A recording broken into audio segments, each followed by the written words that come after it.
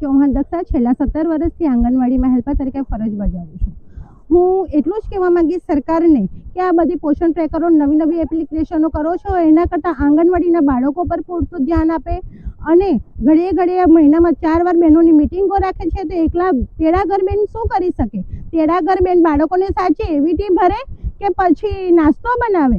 એટલા માટે અને નાસ્તો બનાવવાનો હોય છે તો પણ પૂરી સગવડો આપો, પોતાની આંગણવાડીઓ બનાવી આપો. 5,500 પગારની અંદર બેન શું પૂરું કરે? અત્યારે મોંઘવારી તો જુઓ કૂદકે ને બુચકે વધતી જાય છે, ત્યારે શું મામૂલી 5,500 પગારમાં અંદર શું પૂરું થશે?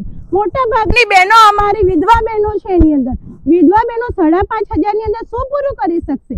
ગુજરાત રાજ્ય સમૃદ્ધ રાજ્ય હોવા છતાં પણ બીજા રાજ્યો કરતા ઓછો પગાર દર છે અમારા રાજ્યમાં. શું એટલું બધું ભૂખડ થઈ ગયું છે સરકાર?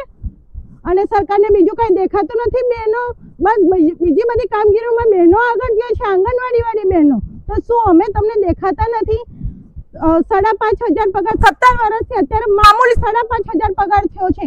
અમને હાઈકોર્ટના નિયમ મુજબ 20,300 પગાર જોઈએ તો જ કામગીરી થશે વ્યવસ્થિત, નહીં તો નહીં થાય ને હજુ પણ ઉગ્ર આંદોલન ચાલુ રહેશે.